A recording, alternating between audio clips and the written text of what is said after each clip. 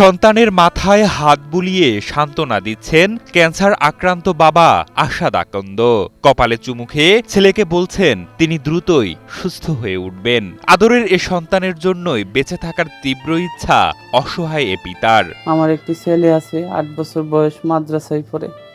এই ছেলেটির জন্য আমি বাঁচতে চাইতেছি। যে হাতে একদিন চালিয়েছিলেন গার্মেন্টসের বড় বড় সব মেশিন, সন্তানের কপাল ছুঁতেই সে হাত আজ হয়ে পড়ছে ক্লান্ত।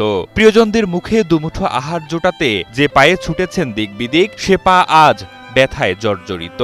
জীবন মানেই আজ আশাদ আকন্দের কাছে হয়ে দাঁড়িয়েছে বদ্ধ ঘরের ৪ দেয়াল, বিছানা আর ওষুধের স্তূপ। আমি একটা গার্মেন্টস চাকরি করতাম কিউসি পদে, আমার চাকরিটাও চলে গেছে।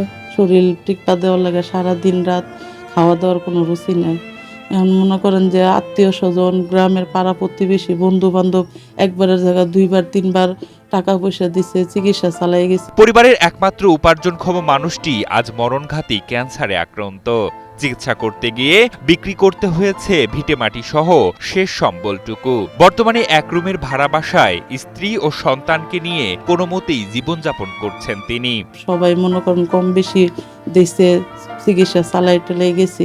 এখন মানে আমাদের এরকম অবস্থা হয়েছে, দেশের বাড়িতে জমিটুকু ছিল সেটুকু বেচে চিকিৎসা করছি।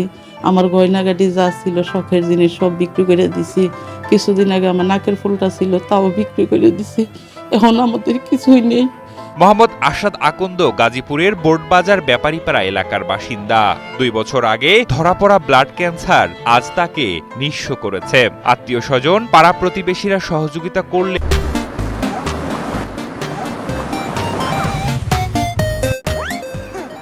এ অসুখের কাছে তা ছিল যৎ সামান্য। বর্তমানে চিকিৎসার জন্য আশাদের প্রতি মাসে প্রয়োজন হয় প্রায় ৪০,০০০ টাকা। এখন আমার বন্ধু বান্ধব, আত্মীয় স্বজন, পাড়া প্রতিবেশী এরাও হেল্প করছে। আমার যা অর্থ ছিল তাও শেষ করছি।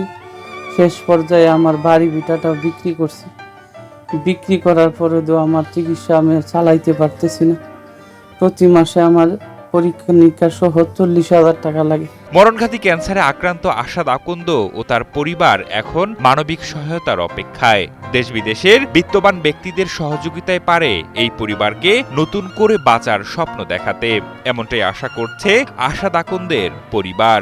এখন দেশবাসীর কাছে এবং গার্মেন্টসের সাথে যারা রিলেটেড আছেন, বাংলাদেশের অধিকাংশ মানুষই গার্মেন্টসে চাকরি করেন, আপনাদের সকলের কাছে আমি সাহায্য চাইতেছি এবং যারা প্রবাসে আছে সকলে আমাকে সাহায্য করেন। ভাই বোন সবাই আপনারা আমাদেরকে একটু সাহায্য করেন। আমার স্বামীর পাশান, আমার এই সন্তানের মুখের দিকে আপনারা আমার একটু সাহায্য করেন।